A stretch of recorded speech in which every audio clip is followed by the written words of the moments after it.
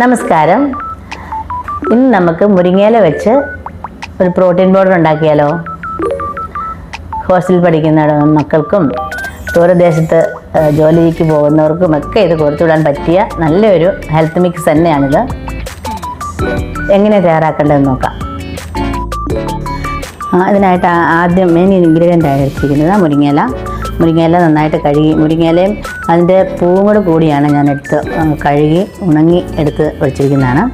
അത് നമ്മൾ ആവശ്യത്തിന് എടുക്കുക. പിന്നെ നിലക്കടല, അത് ഞാൻ തലേദിവസം സോക്ക് ചെയ്തിട്ട് ഉണങ്ങി അതിൻ്റെ തൊലിയൊക്കെ കളഞ്ഞെടുത്തതാണ്.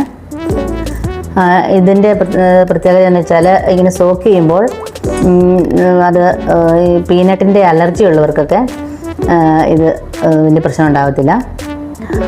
പിന്നെ ഇത് വറ്റൽമുളക്, ഉലുവ, പിന്നെ പുളിക്ക് പകരം ഞാൻ ഉണങ്ങിയ നാരങ്ങയാണ് എടുത്തിരിക്കുന്നത്. പിന്നെ കടലപ്പരിപ്പ്,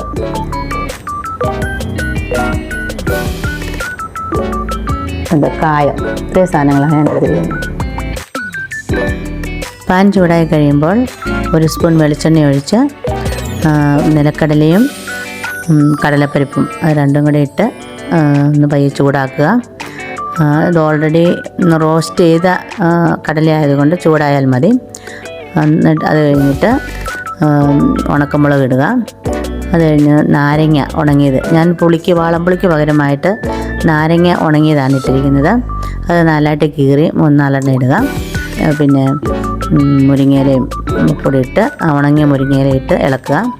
അതിൻ്റെ കൂടെ കായവും ഉപ്പും പിന്നെ കുറച്ച് ഉലുവയുടെ പൊടിയിട്ട് ചെയ്ത് നല്ലപോലെ ചൂടായി കഴിയുമ്പോൾ ചൂടാറി കഴിയുമ്പോൾ മിക്സിക്കകത്ത് അടിച്ചെടുക്കുക. തരിതരിപ്പായിട്ട് അടിച്ചെടുക്കണം. ഒത്തിരി കൂടുതൽ പൗഡറാക്കണ്ട, തരിതരിപ്പായിട്ട് പൊടിച്ചെടുക്കണം. അത് റെഡിയായി.